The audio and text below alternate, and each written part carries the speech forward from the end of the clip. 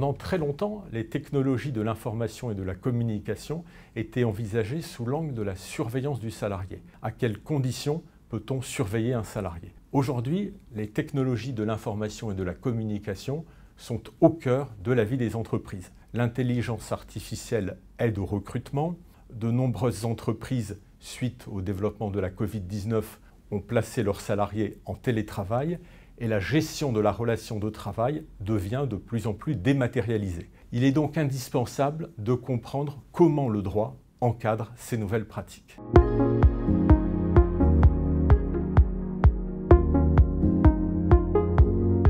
Alors, les rédacteurs de l'ouvrage sont à la fois des universitaires et des professionnels. Des universitaires, Franck Héas, Franck Petit, Christophe Mariano, Thomas Morgenroth et moi-même, des professionnels, responsables RH ou avocats, Benjamin Kantorowicz, Guillaume Bailleul et Victor Fleuret.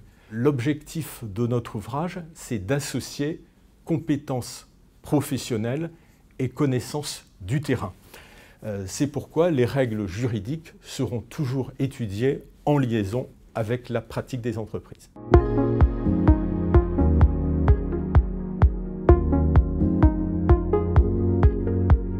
Le premier enjeu concerne l'organisation de l'entreprise. La civilisation de l'usine, caractérisée par l'unité de temps, de lieu et d'action, laisse place à la civilisation de l'intelligence et du savoir. Le salarié dispose d'une plus grande autonomie dans l'exécution de sa prestation de travail, avec pour contrepartie des exigences accrues en matière de performance.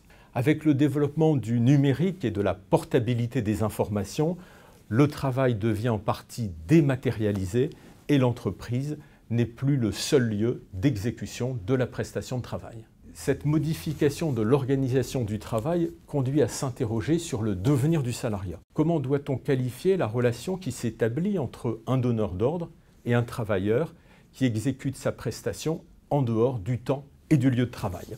Alors, les enjeux sont aussi importants en matière de santé au travail. Si la robotisation et l'intelligence artificielle ont contribué à l'amélioration des conditions de travail en permettant la prise en charge des travaux pénibles ou répétitifs, la mise sous tension des salariés par le développement des contraintes générées par les TIC contribue au développement des risques psychosociaux, en particulier le stress au travail. Enfin, les technologies de l'information et de la communication font aussi évoluer de façon importante le mode de fonctionnement des institutions représentatives du personnel, réunions à distance ou encore vote électronique. Les syndicats sont aussi concernés par l'évolution des technologies de l'information et de la communication, blocs syndicaux ou encore courriels syndicaux.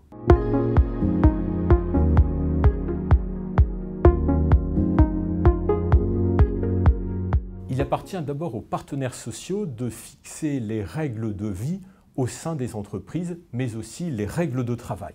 La négociation collective est à cet égard un instrument essentiel pour encourager et développer le télétravail, mais aussi, par exemple, pour mieux concilier la séparation entre la vie personnelle et la vie professionnelle. Par ailleurs, il faut prendre garde à ne pas déshumaniser la relation de travail. Le sentiment d'appartenir à une communauté de travail peut s'atténuer, voire disparaître, si les échanges deviennent purement virtuels. Que reste-t-il du travail en équipe si les salariés ne se rencontrent jamais? Que reste-t-il du dialogue social si les syndicats ne rencontrent jamais leurs adhérents ou les salariés? Les acteurs de l'entreprise doivent trouver un juste équilibre entre le développement de l'immatériel et l'appartenance à une communauté de travail.